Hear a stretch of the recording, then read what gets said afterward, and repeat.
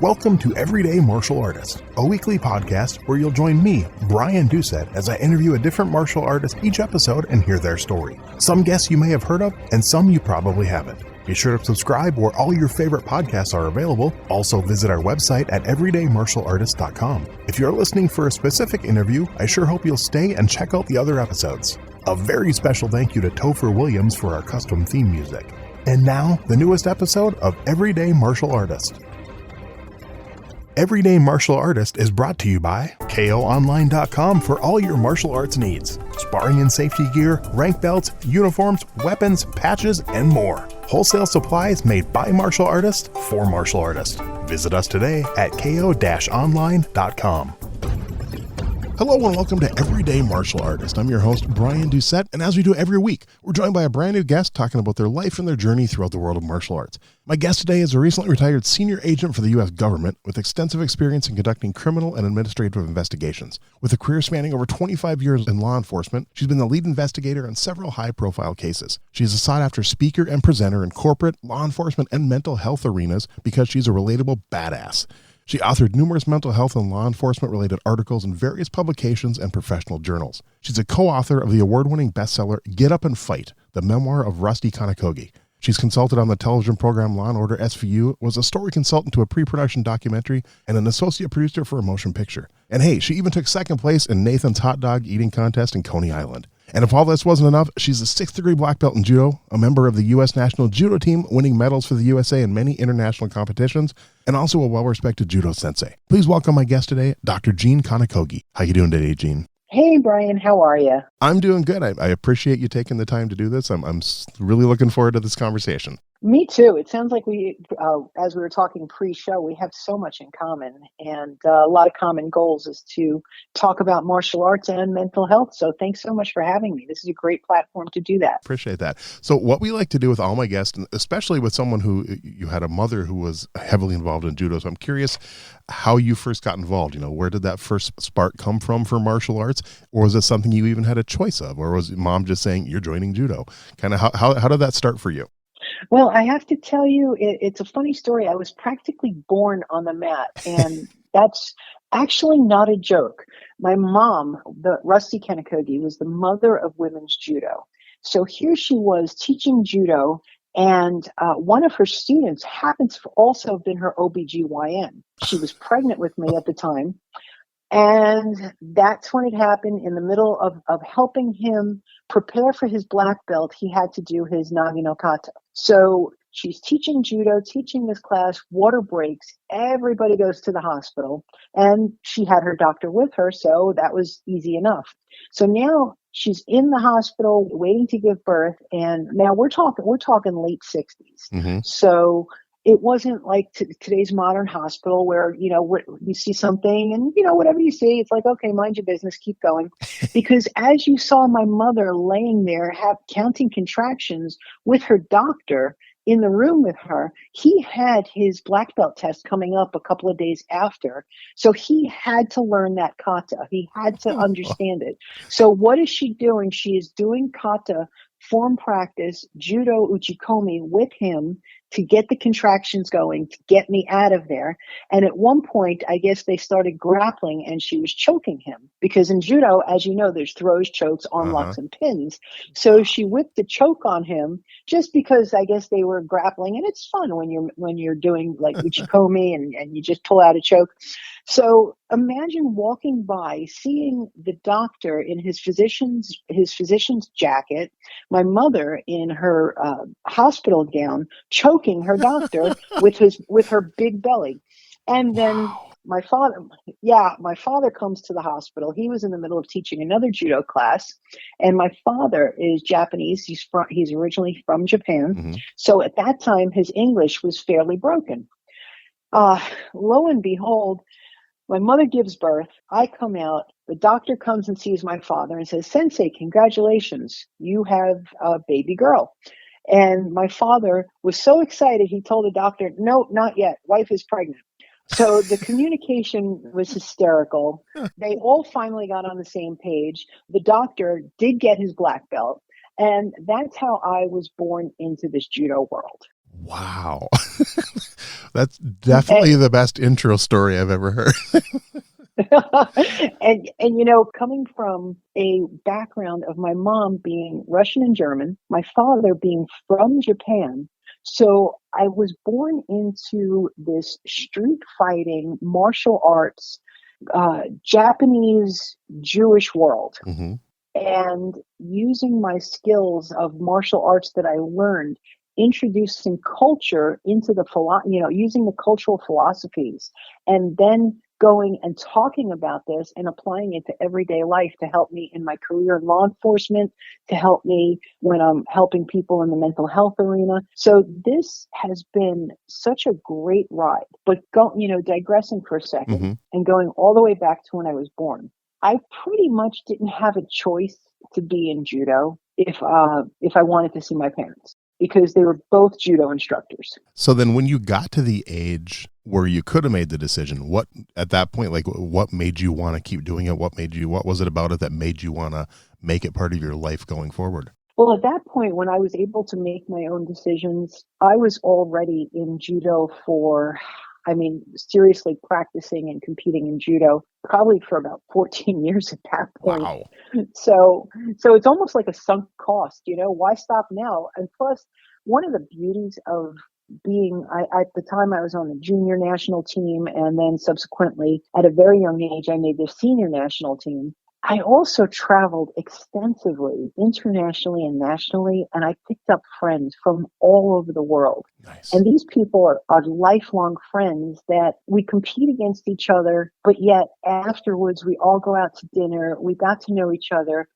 Back in when I traveled internationally, I used to in my suitcase carry these mini pocket dictionaries in all different languages: French, Dutch, German, Japanese, Spanish, whatever I can carry, because I wanted so badly to communicate with these newfound friends. And we've communicated through judo, whether it be practicing and training together, or whether it be trying to find one word, point, smile, nod our heads a lot, and then speak louder and slower, thinking they would understand it better.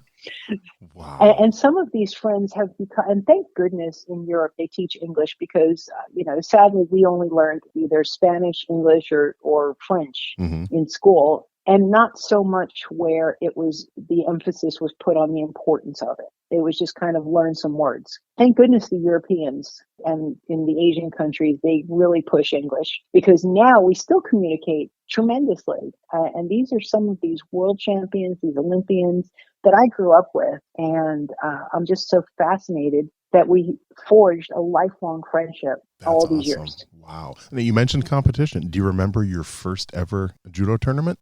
Oh my goodness, probably not.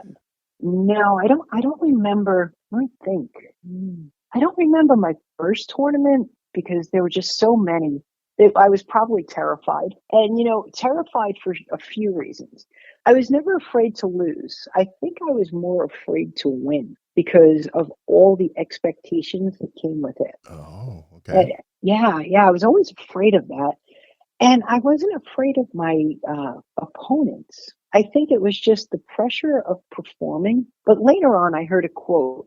Billie Jean King said it actually, that pressure is a privilege. And I look back in hindsight and I'm thinking, wow, what a privilege I had during competition and when I was called up to the mat to compete. Because not only did I have the pressure representing my dojo, which was called Kyushu Dojo out of Brooklyn, but both of my parents being high-ranking judoka and senseis, and very famous judoka and senseis throughout the world. So here I am with the name Kanokogi, and I'm competing against whether it be a local tournament or an international tournament. Fun fact is I didn't get my black belt. I think I stayed a brown belt for almost, I think it was like 5 years or 6 years. Oh, wow. Because my parents held me back. They wanted me to jump through every hoop under the sun. And I think finally it was one international tournament and I was the only brown belt. And I looked at my mom with this look of like, really? Really? Am I still going to be a brown belt here? So when I came back to the States, I took my kata test and I got my black belt. Nice. But yeah, they pushed me. They pushed me hard. Talk about your black belt test. What do you remember about that? Some of the things I've never had a judo person, talk about some things they had to do to get their black belt. Well, getting my black belt back in the day, I had to have X amount of points and X amount of wins.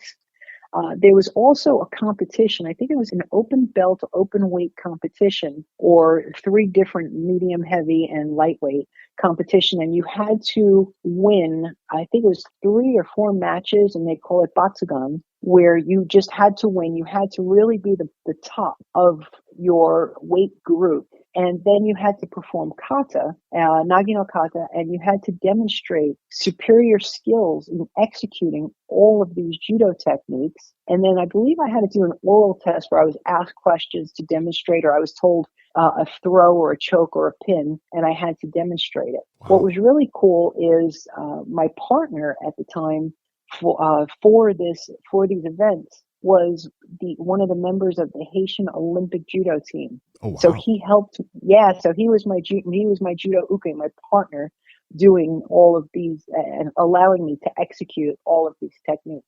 That was amazing. And Brian, something just came to mind. You asked me about my first competition. Mm-hmm. I can't remember that, but I can remember a few tournaments that actually stood out. Okay. And because, as I mentioned, my mom was not only a sensei, but she was an international referee. So that means I had a chance when I stepped on the mat of her being my referee. Okay. Well, I think it was at the National Collegiates. It was a gold medal match. She was my referee. She was the center referee. So she was the one giving the command of start and stop and get up. And believe me, my mom was very, very fair. One thing I grew up in this world is learning making sure that you're always fair. Mm-hmm. So I think that was maybe my 6th match of the day. I fought in the heavyweight and in the open division. So this was the open division. It was a gold medal match. I just won the heavyweight division. I must have been half asleep. I was so tired. So I gripped this girl, and as we grab each other's judo gis, and we're kind of wrestling around and grip fighting, trying to come in on different throws. I step out of bounds. And that is a penalty when you step out of bounds. It wasn't an accident. It wasn't it wasn't while I was trying to execute a throw. It was just sheer, I don't even know where the heck I was. And I stepped out of bounds. So the 2 referees come in, the 2 side referees come in. They meet with the head referee in the middle of the mat and decide if that warrants a penalty. That penalty cost me a quarter of a point. So I'm sorry. Yeah, it cost me a quarter of a point. So now the score was, I was negative a quarter of a point, and it was still scoreless, but I was now behind. As my mother passed me back, before she gave me this sneer that I don't think I've ever seen. She looked at me, made the hand gesture of giving me the penalty. And when she said it, I think she even growled at me. It was wow. I was terrified. That growl was like, "Don't you dare get off this mat without giving it your best, without doing your absolute best." Wow. And lollygagging and stepping out of bounds is definitely not your best. You are trained better than that. Let me tell you, I was so scared. I took a grip. As soon as she said Hajime, which is to begin the match again, I was so scared. I gripped this poor opponent of mine. And I say poor opponent of mine because I had put everything I had. I gripped her. I came in to execute a throw, 100% full force, and I threw her for a full point. Wow. That's awesome. I mean, it was literally a storm. It looked like something out of a comic book, just the way it happened so fast. You grab, execute, I think it was Haraigoshi with a Makikomi. So you come in and flip with a Haraigoshi, and then you land on them. So Makikomi. It actually almost sounds like a piece of squished sushi, you know? So when I got up and she awarded me the full point, not only did I get the full point, I got the approval and I got the safety of, I knew I could come home without being screamed at. Wow. So that's a match I remember. You know, my mom being the mother of women's judo, and because of her, women's judo is in the Olympics. Yep. She took on the International Olympic Committee, and some people referred to me as the daughter of women's judo because I was a young teen And I was actually helping her with her fight and trying to understand as a young teen what discrimination was. Hmm. What did that mean? What did it mean to be excluded just because of your gender? So I helped her in her mission, but I didn't realize how much, until hindsight, until I actually wrote the book, Get Up and Fight, because I helped her so much. I had no idea she mortgaged our home. I read So that we somewhere. could have, Yeah. Wow. yeah, we could have even been homeless if she didn't pull it off. I definitely want to mention this, talk about this, because before we started recording, I didn't realize you were on the U.S. national team with former guest of the show, Anne Maria DeMars. So talk a little bit about making that team and maybe if you have any cool stories about Anne Maria. Well, I have to tell you, she is a brilliant, incredible person. Yes. That not only was she one heck of a judo fighter and one heck of a sensei, but her personality is just, she is such a straight shooter, but she's warm and friendly and kind, and she will give you the shirt off her back. Mm-hmm. Being on the team there, we always had different teams, and I think the team I'm referring to is when we went to, I think it was Japan. We went to the first Fukuoka Championships in Japan, if I'm not mistaken. Okay. I looked up to her because she was already established. She was a world champion medalist or world champion and a world champion. I mean, she's just a force not to be reckoned with. And I was just a kid on the team. I was probably the youngest one and the one of the bigger people. She was a lighter weight and she always had to cut weight. And I always felt bad for the lightweights having to cut weight. But what a role model. And then later on, while competing and also during her time as a sensei, she went and got her PhD, which is, I completely get it because I've got mine and it's grueling. And now what she's doing is incredible by helping people, helping shape young minds, and so creative and so brilliant. I need figures and toes to count, and she's just a math genius. So I have to tell you that I admire her. I look up to her, and I just want to hug her right now while I'm talking about her. I loved that interview with her. She's such an amazing person. And yeah, like you said, it's just such a nice and giving person and so easy to talk to. And how different is like international, like being on that team, how different is the competition compared to just, a tournament you go to in the US? Is there many differences or is it pretty much the same? Absolute differences. Okay. One of the things that my mom always encouraged is for us to train with our counterparts. She would arrange guests to come in and visit us all the way. We had Ingrid Bergmans from Belgium, the world champion Olympic gold medalist. We had Cristina Fiorentini from Italy. We had guests. We had the entire British judo team. We had the entire German judo team. We had the Brazilian judo team. So we had people from all over the world visit us. And then we would also go and train with the Canadians and have big international seminars. So I say this because judo in the United States is definitely not as big as it is in Europe and in Asia. It is gigantic. I don't think that there's one Japanese or one French person that went to school that didn't at least take one judo class. Wow. So training with our counterparts and our allies and people we would even compete with was just such an amazing experience because you learn the judo and you learn the mentality, which is, I think in one of our interviews with Ingrid Bergman, somebody had asked, what was it to compete against somebody that, you're friends with? And the Europeans always highlighted that your opponent is truly somebody you bow to thank them for helping you become a better judo competitor, a better judo technician. And I learned that. And I learned that because growing up in a Japanese household, we were always taught different philosophies of doing your best, of gratitude, of being thankful, of jitakyoe, which is mutual benefit for everybody, or surieko zenyo, so all of that. But the international competition, I learned a lot because at stake in the United States, you compete for a gold medal. But in some tournaments, when you were competing against someone, you don't know what the background was, that maybe if you were at the time in a country that was not westernized, if you did really well representing your country, maybe your family would get better government support. Maybe you would get better government support. I remember competing in Cuba, and I knew that I had a lot more, it was literally a fight, because the person I was competing against, it wasn't just for sport. It was for a better life. Wow. Because if she won, I'm sure her life would be, she would be elevated into the elite athlete status, beating an American or winning a gold medal at the Pan Americans. So there was more at stake. And I think sometimes some of the countries were hungrier to win when I was competing. So my mom instilled that in me and all the people that she trained. If you want that medal, if you want to win, if you want your place, you have to be hungry.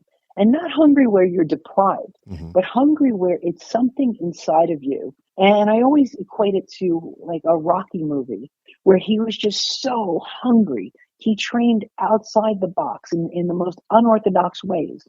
And of course, as it was pretty funny, my mother watching Rocky movies, she has me like pulling her on a bicycle and in Coney Island. So that didn't go really well. Yeah. And I told her, I said, look, I'm going to draw the line at raw eggs, but Nice. but she did have me and the other people that she trained. And like Eve Aronoff Travella, very dear friend of mine on the 88 Olympic team. She trained us in the strangest, most unorthodox ways. But we just did it. We had complete trust in what she wanted us to do. Perfect example. We're going to compete at, I think it was the National Sports Festival in Baton Rouge, Louisiana in the summertime. I think it was in July. Now, New York weather versus Louisiana weather in the summer, it is completely different. And of course, what did Eve and I know? We're young and we're just training in judo. Well, everybody suffered because to get Eve and I ready for that competition. We're in the dojo. My parents shut off the air conditioners, close the doors, turn up the heat. Wow. And this, you talk about hot yoga. This was hot judo. Our gis, everybody's gis were so wet from sweat, and we were so drenched. But, our skin complexions were great because we just sweat out every toxin that we ever thought about having in our body. But this is how she trained us. This is how my dad and my mom trained us to get ready for different tournaments. When Eve and I got to that sports fest, as people who were not natural or not from the hot atmospheres, the Floridians were good, but New York, that's different weather. We were probably the only two, or some of the only two, that didn't pass out from that horrible heat. Crazy. Because we were acclimated. And, another thing, when we were in England, and we went to go compete at the British Open, I know that my mom wanted me to acclimate. And so she gets me, and this is, I'm still probably late teens, early 20s. And she's got me running around London trying to acclimate, get used to the time zone, get used to the atmosphere. But meanwhile, it's dark, it's foggy, and I'm telling her, what about Jack the Ripper? So she, I'm telling her, I said, what if we run into Jack the Ripper? So, she tells me, good, choke him out, throw him, and put an arm bar on him. You'll be fine. Nice. That's awesome. So, some of these places, it was so great to have her as my coach and as my mom, at the same time. And of course, sometimes it would be difficult because I'd want to be, a kid, and she'd feed me, Jewish mom, feed your kids. And then she looks at me, what are you going to eat that for? You got a training in an hour. Stop it. Give me the food. And I'm sitting there like salivating, like, Mom, give me my food. Wow. That's cool. So you've talked about, teaching a lot, and your mom was a great teacher. When did teaching become part of your life? Like what belt level and what age when you started teaching? I started teaching young. One of the things that my mom also did to train us is have a couple of her students, myself included, come and teach. She used to teach a lot at the private schools. A lot of the private schools in Brooklyn and Manhattan, especially, and as a program. So she would have us come and practice with the beginners and help teach them. So grooming us as teachers as well. So I would say late teens, early 20s, Okay. I started teaching the young kids at summer camp, and I started teaching them at some of the private schools at summer camp. What was really great, and this again goes out to that training outside the box mentality, is as a martial artist, if you're advanced, if you're finessed in your technique and you are training with another person who is finessed in their technique, who is advanced in their skills, then it's wonderful. It's fine. It's not awkward. How about this? Working with an absolute brand new beginner that has 3 left feet, no sense of balance, and will kick you in the shins every time they try to execute a throw. That's where you learn. You learn from the beginners. Mm-hmm. So as you're teaching these beginners to find their footing, pun intended, they're also so awkward. You have to use your balance and really assert your skills to help them along. At the same time, you're getting better. And then you truly thank these beginners, these 3-footed beginners, that shin kickers, because they're helping you be a better you as you're helping them be a better them. Nice. So I started teaching early on, and I saw that. And you know, one other thing that I absolutely loved about teaching and do love about teaching, Mm-hmm. especially a young person, and I picked this up from my mom, because my mom used to be thrilled and feel so rewarded when she would empower a young person or any person that she was teaching who thought they couldn't do something, and then saw them accomplish what they thought they couldn't do and have that look of, oh my goodness, I just did this. Well, that's also what I derive from the teaching, giving people skills and a skill set and the confidence, and then looking at that aha moment, seeing when they've actually done something and say, wow, I can do this. And that's awesome. what's great about judo, because you can modify any technique and anybody can do judo. Mm-hmm. You don't have to compete internationally. You don't have to even compete. You could just do it for sport. You could do it for fun. And you could do it at any age. One of my really good friends in Japan, she is a doctor of nursing and a professor of nursing and a nurse in Japan at one of the major universities. She was introduced by one of her friends in Kumamoto, Kyushu, to judo. How she was introduced is there's a book called Yowara no Enjin, which is the Japanese version of my mom's life story, written in Japanese, only in Japanese. Wow. And he gave her the book. Now, this man, Victor Itsukusu, he is also he's a sambo champion, a well-respected sensei. Okay. And he and his students go and clean my mother's gravesite in Kumamoto, Japan, where her ashes are interred in the samurai gravesite. Wow. So, and I'll get back to that in a second, but he gave the book to his friend Osako. Osako read it, and she was so inspired by Rusty and her tenacity and her fight for equality. At 54 years old, she started judo. Nice. And it's great because at that age, your body gets into the motion of learning how to fall, learning movement, being aware of yourself. And what's really cool is now here we are 3 years later, she's got her black belt in Japan, and she lives in Japan. Mm-hmm. And she just competed in a international veterans competition for people in her age group. Wow. And the fact that at 56 years old, she's doing this is amazing. That's and one so of her cool. friends is an 80-year-old man doing this. Wow. See, and that's fun because my mom I got my mom to join in her 40s. She joined Taekwondo and got her black belt. And the reason I got her to join is because she saw we had a 73-year-old woman who was testing for her black belt. My mom saw her and she's like, well, if she can do it, I can do it. So never too old. Never too old to do martial arts. That's so true. And, you know, like I said, I'll get back to, so in Kumamoto, Kyushu, at the Onkokuji Cemetery, there is a gravesite designated for the Kanokogi family, which the lineage is of samurai lineage. Mm-hmm. So digressing, my great, et cetera, grandfather was Jakushin Kanokogi, who had Kanokogi Castle in the 1400s, which is in Kumamoto, Kyushu. And he essentially saved the town from a flood, and his horse is very famous there. And our family has a cave where the Book of Five Rings by Miyamoto Musashi was written. Wow. He sat on the rock in the cave of my family. So just a little bit of Kanokogi family history. That's awesome. So we have a samurai gravesite, and the elders wanted my mother's ashes interred there. And the epitaph is written, Rusty Kanokogi, American Samurai. So her ashes are interred there, and these young girls from Chuo High School in Kumamoto, along with Asako and along with Victor, go and clean the gravesite. They bring her coffee and offerings, and very ceremonious. It's just so beautiful. When I see these young high school judo females standing there bowing and praying, I'm thinking to myself, wow, that is so moving because of all the efforts that my mom did, all the sacrifices that she did. They have a chance to become Olympians. That's So awesome. it's just so touching and so moving.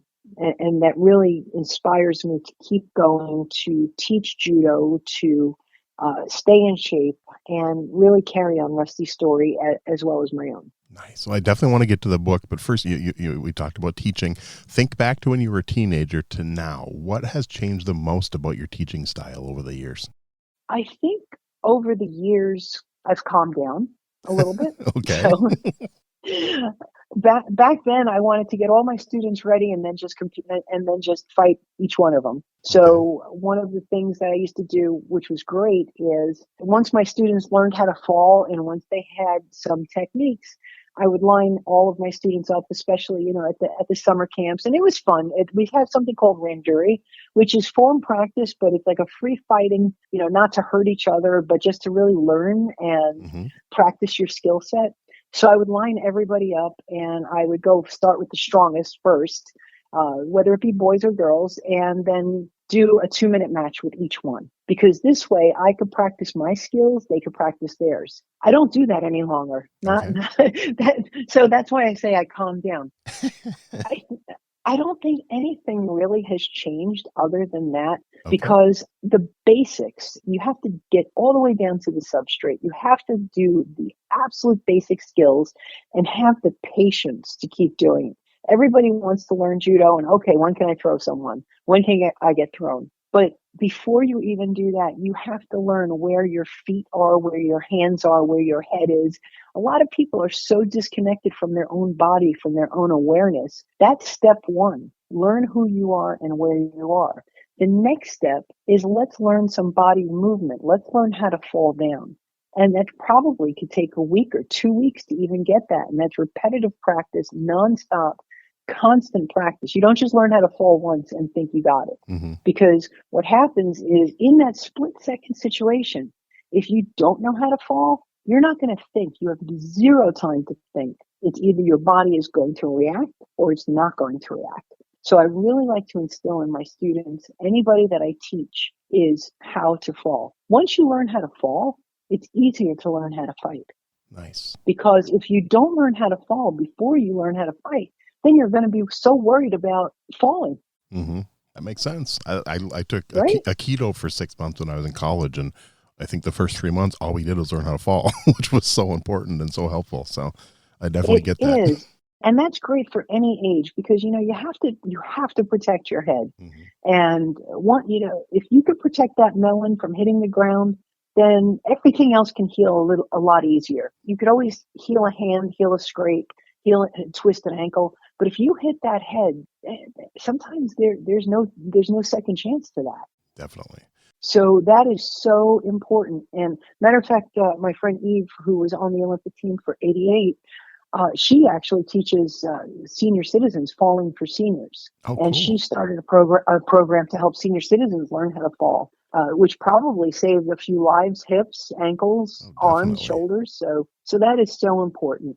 And that's really the only thing that changes, Brian. Everything else is, I think I teach now more philosophy and mindset as well than I did when I was younger and still competing. Nice.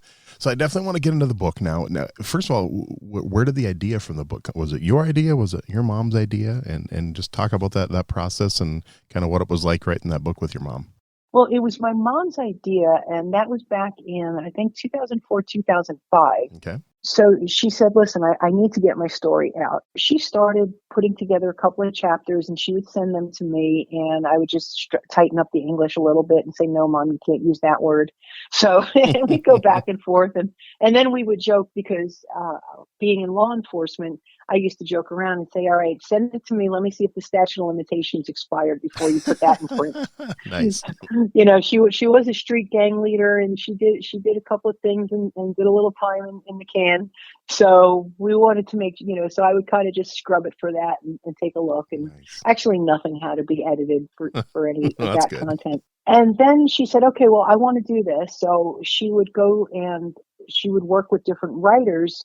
And she said, you know, the problem is every time I try to work with a writer, they can't capture my voice. And I said, well, what do you mean? And she said, well, so many writers that were so good, they couldn't capture the Brooklyn Yiddish judo words and say it in her voice. And she wanted to tell her story in her voice.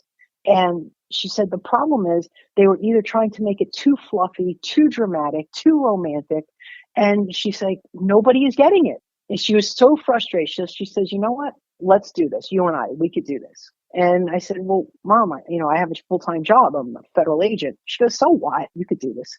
So, so we would go through chapter by chapter. She would type up a couple of chapters. Then I would come back to her and rewrite it with her. And then she would dictate some of her story to me. I would write it down. I would put it into a storytelling, and capturing her voice. So then she got sick in 2007 with multiple myeloma. She was diagnosed with that. And it was a 2-year battle, radiation, chemotherapy, dialysis. Mm-hmm. I mean, this woman fought. I can't believe for 2 years she fought to stay alive. Wow. So we tabled that whole project. And one day we were sitting in the living room, and this was closer towards the end of her life. And I asked her, I said, you know, Mom, we know what the reality that we're facing. What do you want me to do in your absence? What do you want me to continue? She looked at me with a straight face and she said, everything. I said, okay, wait. Now you do realize I have to go catch bad guys here and there, you know? You do realize I have a big caseload. She said, you could do it. I said, okay, well, how about this? We pick and choose. She goes, I want you to finish that book. My story needs to get out. I need it in my voice. I said, okay. I said, well, what do you want me to change? I said, you know, there's some things in there that you're pretty much calling people out. She goes, absolutely nothing. You cannot sugarcoat history unless you want that bad history to continue, perpetuate, and to repeat itself. So I said, okay, well, I'm going to do this, and I'm not going to change any of this. I'm going to put your account into what happened. And she calls out the discriminators. She calls out the people who are against women's judo. Wow. And she calls out the people who were 100% against her. But she also thanked a lot of people that supported her, and people she didn't even expect that was going to support her. She thanked. And I didn't change a thing. Obviously, you know, I rewrote a lot of it, but it's a gigantic book. It's like 410 pages with Wow. photos, because nothing is better than a book full of photos to really nail home the point. Mm-hmm. And not only that, it's 410 pages. You could pick it up and use it as a weapon. It could probably stop a short knife. Nice. And you can exercise with it too. You could do isometric exercises with it. I implore people with this book, hold it out in front of you, count to 15 seconds and put it down. Guaranteed your shoulders will be stronger in a month. So That's awesome. So this book is the first version of course, I'm going to shorten it just to make it an easier read, but I kept everything in there because that was one of my promises to my mom on that day. 2 other promises was to finish my PhD in psychology, which was also very grueling, but I did. And the third was to always look out for my dad and take care of him. Nice. So I have been, those promises are a continuous promise that I will always, your word is what you have. That's cool. So did you get to go with your mom to the 88 Olympics? Did you get to experience that with her? I did not. I blew out my knee right before. Yes, I know. It was so bittersweet because I was so happy about her fight finally coming. True story, full circle into fruition as the Olympic coach. And there I am looking at this gigantic scar on my knee because my kneecap rode all the way up into my upper thigh. Oh, And so, yeah, so I had to have a lot of knee surgery. I mean, subsequently, I've gotten the knee replaced because it just couldn't take any more abuse. yep. But it was so bittersweet. I was so happy at the same time. The dichotomy is I was so sad Yeah. because I was training my guts out to get there. And I was so sad, but I was so happy for the members of the team that were there. I was thrilled to see that these three women represented America for the first time. I was thrilled to see all of the women there because these were the people that I knew growing up internationally, and seeing them have a chance to be in the Olympics all because of my mom. That's awesome. It's highlighted, it's chronicled in the book on her fight to get women's judo into the Olympics. Mm-hmm. And it's chronicled on the hoops that she had to jump through, renting out Madison Square Garden for the first Women's World Judo Championships and mortgaging our home to do it. And literally begging, borrowing, and stealing to get this done. So that's all chronicled. And it's just, the authenticity is amazing. From our logo, there were no women judo logos for judo. It wasn't like today where you could just go into one of the logo creators. There was nothing out there. Everything that was out there were only men throwing men. So she had a logo created from scratch, which was two of her students throwing each other and one of her students taking the photograph. So the actual logo is an authentic judo throw of two women throwing each other. That's so awesome. That's also, so that, it's these little things that are chronicled in the book. And by the way, you can get it at either rustykanokogi.com or drjean007.com. Okay, and I'll put links for both of those definitely out there, Okay. so people can check that out, because I'm going to be ordering it myself. That's actually kind of cool. Oh, fantastic. I'm way behind. I used to read a book a week, and ever since I started the podcast, I've just fallen behind on my reading so much. But I probably have about 7 martial arts books that I've gotten from different guests and ordered because they were on here and stuff. And I need to get back into reading a little more, so a little more free time. I will guarantee you will be inspired to get up and fight. And by the way, how the name came up, Get Up and Fight, Mm-hmm. That's something that Rusty used to say to me all the time. Get up and fight. Let's go. Come on, get up and fight. What's wrong with you? Get up and fight. Nice. Heavy Brooklyn accent saying it too. So I had to use the Brooklyn accent. That's so cool. So I want to know now your actual career, so how do you think over your 25-year career in law enforcement, how do you think judo and your judo training helped you in that career? Well, the judo training totally helped me in the career. From the beginning, when I was in the academy, we obviously had to do tactics and defensive and offensive tactics and control tactics. I remember that all the way back in the academy, there was this, I call it kind of ridiculous drill that they used to call jam, and walk up to somebody and place somebody under arrest. But nonetheless, we also had weapon retention drills. And I recall that my judo training, when we were doing weapon retention drills, which means you have to protect your firearm while somebody's trying to take it from you, a lot of people were very discombobulated trying to fight to keep their weapon at the same time as engaging in a fight. With the judo skills, my body movement and how to move truly helped me with those skills. It also helped me try to help my classmates, because then we would team up and you would have two people trying to grab your weapon. At the same time, you would have to fight those two people off.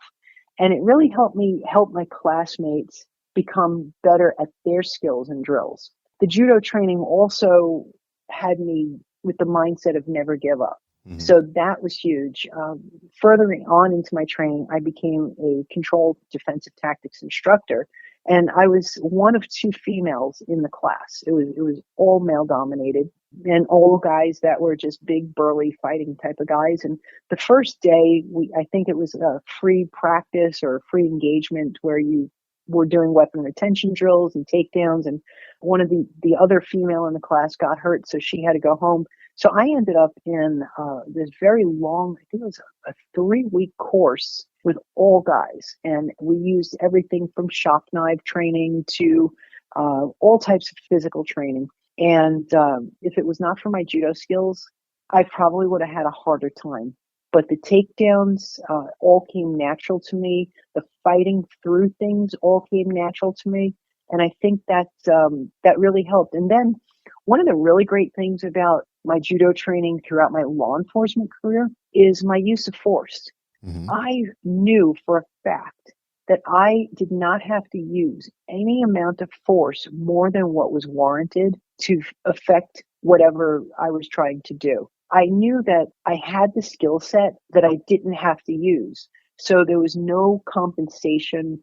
There was nothing excessive on what I had to do because I knew that I could just tap into my skill set toolbox if I needed it, which was great because if I needed to put hands on someone, I can use a technique, maybe a joint manipulation, and really de-escalate a situation and get somebody into handcuffs a little bit easier, knowing that I had that judo background, that skill set, and also the philosophy on how to talk to somebody at the same time as getting them into handcuffs. Maybe, I've been known to talk people into their own handcuffs. So, uh, Nice.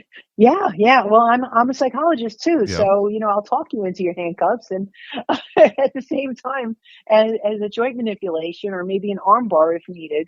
So, I think that confidence also has been really phenomenal throughout my career.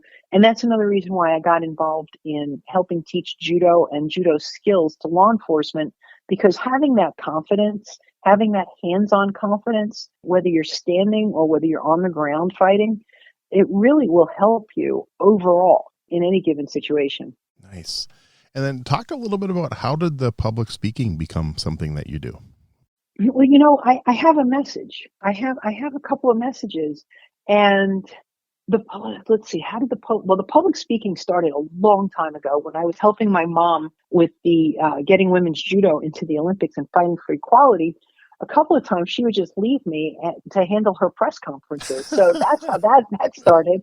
Nice. So public speaking, I've never been afraid of speaking publicly, and I really enjoy telling stories. I think that learning through narrative and learning through storytelling is really something that can help people resonate a positive message. Then for a few years, I was detailed down to the Federal Law Enforcement Training Center, and I would be teaching and giving lectures on any type of behavioral science skill and teaching people interviewing, interrogation, cognitive interviewing, pre-assault indicators of active shooters. And I really, really enjoyed that. I really enjoyed giving people tools that they can take away and that they can better themselves and be a better component to whatever they're doing for their workplace. Okay. So then later on, I realized now, I'm speaking a lot about critical incident stress management, crisis intervention, stress management, resilience skills, how to unravel catastrophizing. So I'm speaking a lot about that on mental health, and I'm seeing such a need on a mental health platform to give this skill set and these tools to our law enforcement officers. So a few years ago, I was appointed the voluntary director of mental health for the Federal Law Enforcement Officers Association. And there's about 30 something thousand members of federal agents all around the country, because when the pandemic hit, we realized something has to be done. The mental health, this is a mental health crisis going on, not only just a pandemic, but this mental health crisis, isolation, harm's way, unknown. We just have to get involved and do something. So I always hear somebody should do something. And I've always been that someone to do that something. And part of that is to bridge that gap of discussion and talking about mental health, letting law enforcement officers know that it's okay not to be okay, even if it's temporary. And then we saw that there are laws that were not on the books because peer support has been proven to be so effective for law enforcement officers. But you know what? There were no confidential opportunities. So if a law enforcement officer goes to their peer support person on a federal level and discusses what's going on in his or her life, that person who received the information could possibly be compelled to discuss what was just shared with them. So a law had to be written to give that protection. And Senator Cortez Masto from Nevada initiated that. It's called the Cops Counseling Act, and that's the confidential opportunities for peer support. She came to FLEOA and asked for some help, and FLEOA came to me as their director of mental health, and I helped co-author the mental health language for that bill. Well, subsequently, that bill was written into law about a year later. So now the feds have that confidential opportunity, and that will trickle down throughout all first responders eventually, and throughout all state, local, rural, and tribal. Wow. So that's huge. And then recently, another law that I helped work with, it was a bill to include line of duty, died by suicide as a line of duty death. And that was a very difficult one to help write some of the mental health language, because the first argument was, well, wouldn't this incentivize suicide? And the answer to that is a 100% absolutely not, because there's certain things that have to be written, and certain check boxes that you have to go through. And one of those check boxes is to see a mental health professional, get a diagnosis. When you get that diagnosis, the likelihood that you're going to get help is very high now. Right. So it's actually dissuading suicide, and hopefully it's saving lives as well. I saw that was so important, and I speak on these topics. So bridging the gap, smashing the stigma, having these conversations is really part of what gives me my purpose, which is to help others to be the best them, and talk about different tools they can use, different resilient tools they can use to help them with their mental health, to get away from catastrophizing, to really change their mindset from a fixed mindset to a growth mindset. And that's what I talk about in my public speaking. I speak about being your best and doing your best and how to get there. I talk about how to approach people and how to have these conversations, how to highlight what your strengths are. I use a lot of tools that I learned through Dr. Martin Seligman's training for authentic happiness. I use a lot of tools that are out there and that are empirically supported, because everybody could say, oh, do something and you should this and you should that and you should this. Well, I always say, Brian, the world is full of should. So I like to use empirically supported, science-based techniques in my speaking, in my keynote, in my empowerment speaking. And I also talk about Rusty's story about how an ordinary person did extraordinary things and changed the world. I do hope I get to hear you speak someday. That would be awesome. Thank you. So is it ever open to the public type things, or is it usually like a private organization brings you in to speak? Both. Okay, cool. I've done national, international, local, even a historical society. So I can actually email you when I think that something's coming up. If I do a webinar or if I do something that's open, I do a lot of law enforcement conferences. I do a lot of non-law enforcement conferences. I do, one of the great things is that my message is not specifically law enforcement. It's not specific for women. It really is broad-based so that I can help others find their purpose and find their footing to really be the best them, because I think people have been so oppressed lately with all of the negativity. They really need to see the positivity and really find their way and crawl their way out of that negative hole and find a lot of the positivity. And really, it's the basic hierarchy of needs, and really come to their self-actualization. So given the tools, when people are given tools and they build it themselves, it's so much more rewarding, and it will resonate longer than when you just tell them, okay, fill out this form, do this, and all right, you're good. It just sounds so inspiring and awesome. I like I said, I truly hope I can hear one of your talks someday. That'd be cool. What is some advice, maybe like 1 or 2 tips you'd give someone who is looking to get involved in martial arts for the first time in their life? They know nothing about it. They're just wondering, hey, what should I look for in an instructor? What are some tips you'd give them? Look for honesty and transparency. Nice. That's one huge tip. Do your research. Go on the internet. Go on the web. And unfortunately, I hate to say this, but go on some of the law enforcement sites and check out their history as far as have they made some major mistakes in their past? Because a lot of people can say, just like in any profession, open a storefront, but do your history. Look at the blogs, look at the online presence. I mean, don't take everybody's word, verbatim, but go and do a little bit of the search, whether it be, Google or whatever, and do your background. And then listen to them when they tell you who they are and what they've done. The other thing that I don't know what people charge these days, Mm-hmm.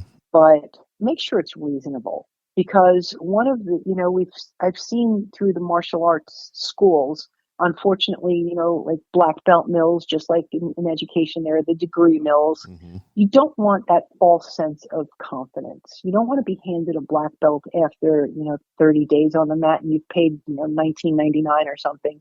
You really want the authentic instructor. So look for that. Keep in mind what the price should be for the instruction you're getting. Now, of course, it's nothing is free, and you really should pay a good dollar for a good instructor, but make sure they're a good instructor.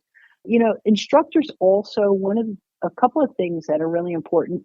Don't only look at their competition record, because some instructors may have never competed on a higher level, but they are phenomenal instructors because they've truly studied and they're truly passionate on passing their studies on to the student. Nice. So don't just be so judgmental about, well, you never competed in this, and this guy competed in this.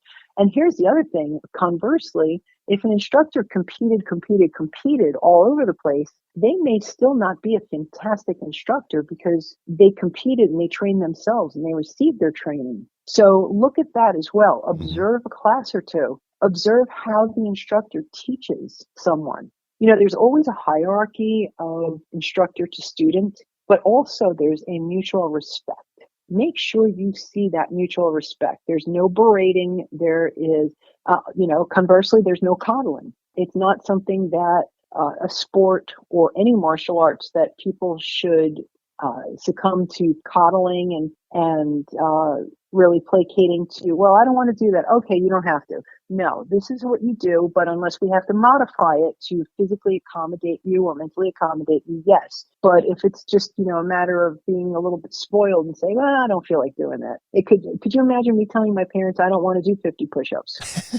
So probably won't go over too well. But look for that mutual respect, and look for that hierarchy with respect. And that's the whole thing.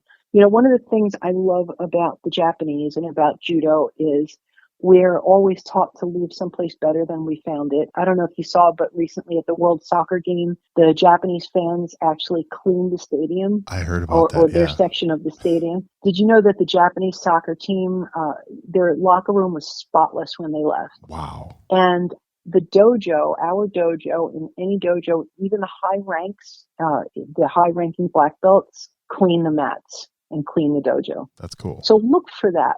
Yeah, look for that. And make sure they lead by example. Okay. Just curious, what are your thoughts, and are you a fan of MMA and the UFC? Let's see, MMA and UFC, and don't forget PFL. Yep. I have to tell you, I've learned of PFL because of Kayla Harrison, and yes. I try to watch all of her matches. As a human being and as a person, she has the biggest heart. She is just an incredible person. So I've become a fan of PFC, MMA, and the others. I haven't been really so in tune. Of course, I support and watch Ronda Rousey anytime she fought, because again, another incredible person. Yes. People only see the persona. They only see the television of who these people are, but I know personally that they are incredibly wonderful, kind, genuine people. And going back to Kayla, I remember my mom has an endowment through the Women's Sports Foundation. There's the Rusty Kanokogi Fund for women in judo. And it's a scholarship that every year we evaluate applications and we give up to $5,000 to the recipient. So my mom asked me to be on the committee, and I said, okay. So the first year in 2009 was the first year that somebody was to be selected, was when the fund was established. My mom was alive at the time because she died in November of 2009. And she said to me, this year we're going to select Kayla Harrison. And I said, who's Kayla Harrison? And my mother looked at me and she said, you'll see. So Kayla was the first recipient of the Rusty Kanokogi training grant. Wow. And when she won that first Olympic gold medal, I think I cried from my soul because I could feel heaven shaking with my mom being so proud. That's So awesome. I am a big fan of Kayla, personally and professionally. She is just an incredible human being, and because of her, I've been following more of the PFL. Nice. I'm actually hoping to get her on the show someday. I know she's a little busy, but fingers crossed someday maybe. She's extremely busy, but it's possible because she's also just a down to earth person. Oh, hopefully I can make it happen. All right. Who are 3, 4, 5 names you would put on your personal Mount Rushmore of martial arts? Wow. Personal Mount Rushmore of martial arts. I would have to say, well, first, my mom, Mm-hmm. the mother of women's judo. I would put my dad, who I think is the father of women's judo. Nice. And, to digress, did you remember the commercial where the karate guy came out and beat up the Samsonite luggage? Yes. That's my dad. Are you serious? So not only is he a samurai, not only is he a saint, but he is the Samsonite luggage guy who That's beat up all the awesome. suitcases. That Yes, is so cool. yes. And he supported my mom's fight for equality when he was shut out by a lot of his friends saying, "Why are you supporting her? This shouldn't be happening." And he stood by her side and really fought for equality and for women in judo, and has been a huge supporter for the martial arts. He's also a martial artist by way of kendo, by way of karate, and other disciplines. So he would go up there. I would have to put Kayla Harrison up there. Nice. Because she brought her name and she fought so hard, and trained her guts out to win the Olympic gold medals, to put up there and to make judo more of a household name. So, I'm biased when you say martial arts. I'm a little bit biased towards judo. I'm going to have to put Kayla up there. Okay. I'm going to have to ask, and I don't know if Anne Maria would be appreciative of being put on a big mountain with her face on a rock, but you know what? She is also a pioneer. She should be up there. Not Nice. only is she a pioneer, but she continuously helps people. She's continuously making the world a better place. There's no way I can leave Rhonda off Mount Rushmore because Rhonda opened the door. She paved the way. She's a household name. Yep. People know of her. Judo has gotten on the map because of her. She's I think she took a bronze medal at the Olympics. She's there. Her mother, world champion, PhD. Like, wow, I'd have to put her up there. I would also ask that Miss Keiko Fukuda be put up there because she is, the mother of, they called her the mother of judo because of her. She studied under Jigoro Kano. She was a kata expert. She and Rusty were at the Kodokan together. Rusty was more on the combative side. Ms. Fukuda was more on the kata side. And she was phenomenal. She was a groundbreaker. So I would ask for her to be put on the Mount Rushmore. And I know my dad's the only dude up there right now, but you know what? He's been surrounded by strong women all his life. So I'm okay with that. One other person I would actually put up there would be Mr. Yamashita. Nice. He was one of the best judo competitors ever in the world, the highest medal, a complete gentleman when he was competing. I would put him up there. And of course, stepping in to run the Japanese Olympic Committee when there was so many problems, including a pandemic, including internal stuff. And he just stepped up and he ran with it. Wow. So I would put him up there and just, bow to each person up there out of respect and out of admiration. I bow my head to all of them. That's a great Mount Rushmore. Nice. Good. Some good answers there. Cool. All right. In all your years, is there one philosophy you've learned that just comes to the top of your list? It's super important. You keep coming back to it. Yes. I would say the judo philosophy of Jitta Kyoe, mutual benefit for all. Nice. You don't do for yourself. You do for the greater good. It should be part of everybody's purpose. If this was part of everybody's purpose, the world would be such an amazing place. Mm-hmm. It is now, but it would even be better. Jitta Kyoe, the mutual benefit for all. This is why you bow to your opponent. We have gratitude instilled with us. It's there. I'm thanking you for probably kicking my butt, but I'm Mhm. also thanking you for making me a better competitor and ultimately a better person. That's a great answer. All right, and I got a few fun ones to wrap it up. This first one, you can't pick your book. Is there a favorite martial arts book? Is there another one you've read that you recommend to people all the time? You've read it more than once. You really enjoy it. A martial arts book. It's so funny. When I read books, I don't think of them as whether it be martial arts or whether it be sports. There is, let's see, I know of a book. I forgot the name of the title. It was written by Mr. Inakuma, and I read that several times. It's an old school martial arts book written by Mr. Inakuma from back in the day. Mhm.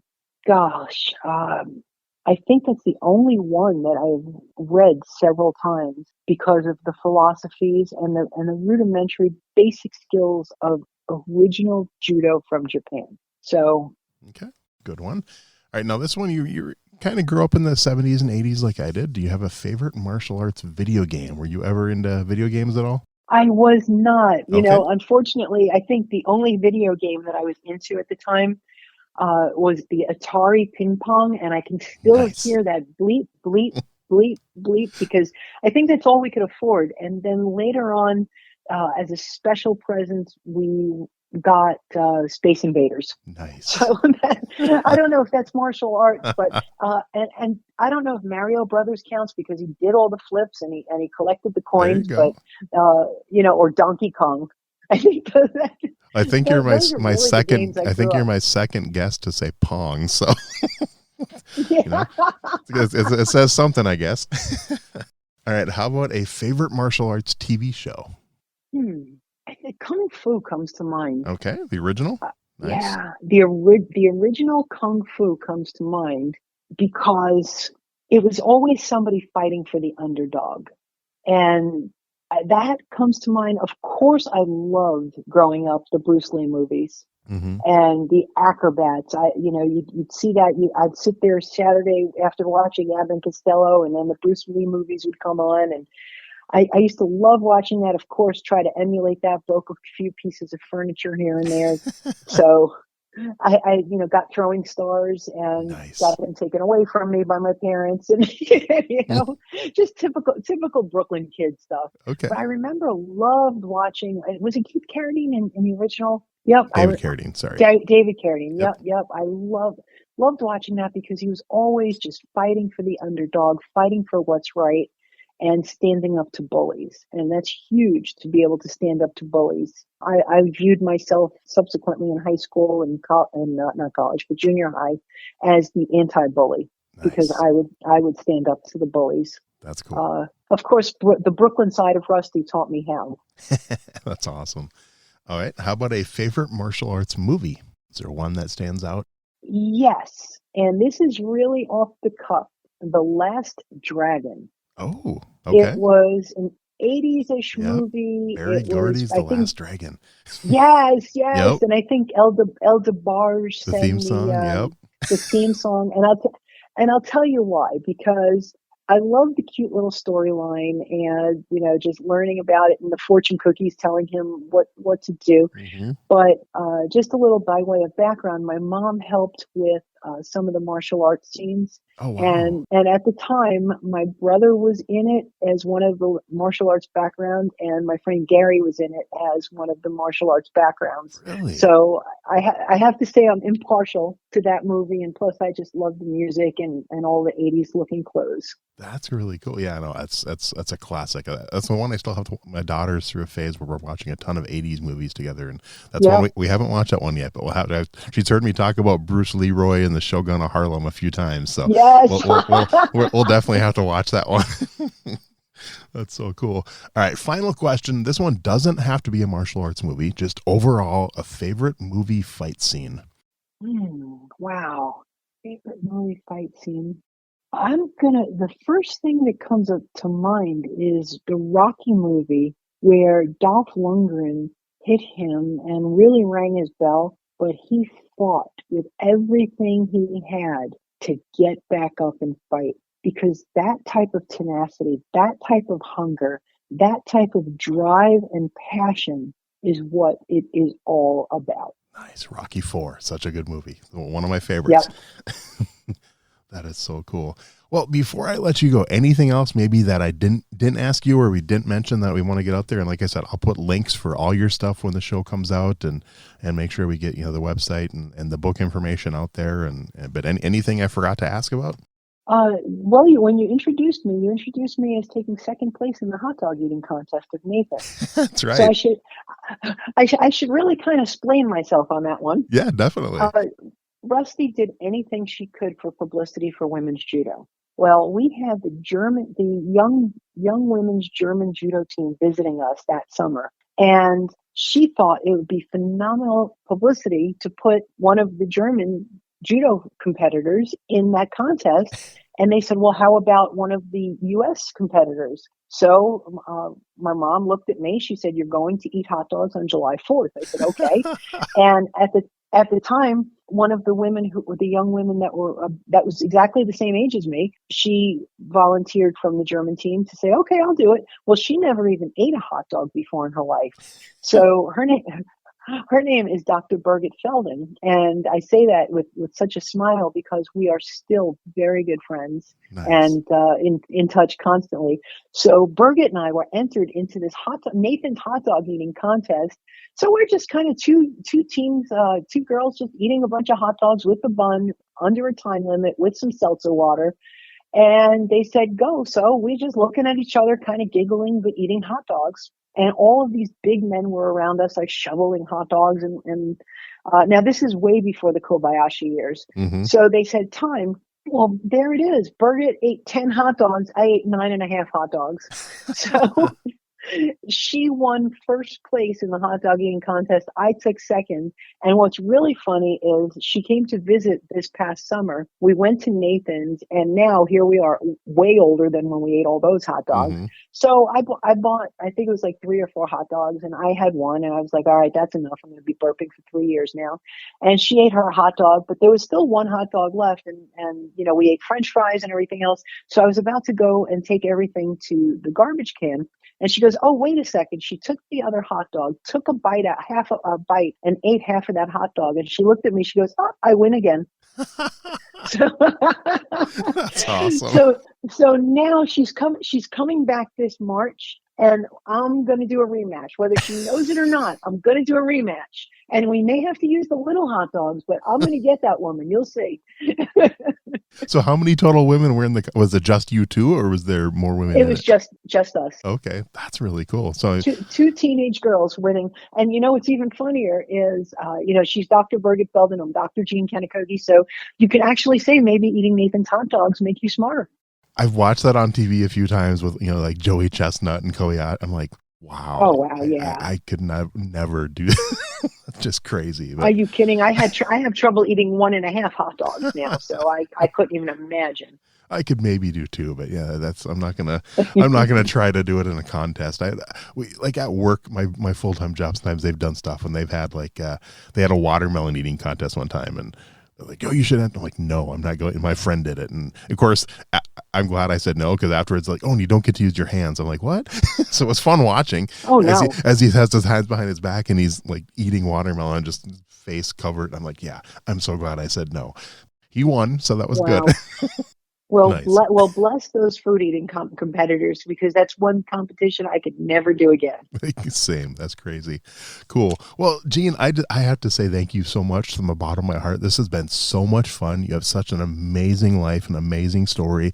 I'm so glad the book is out there and people get to hear your mom's story, because such an, not just for judo, just women's sport in general. I mean, she was kind of paving the way and taking down barriers and stuff for all women's sports, I think, and just such an important story. And I'm hoping maybe we'll see the movie someday. That'd be kind of cool. Well, stay tuned.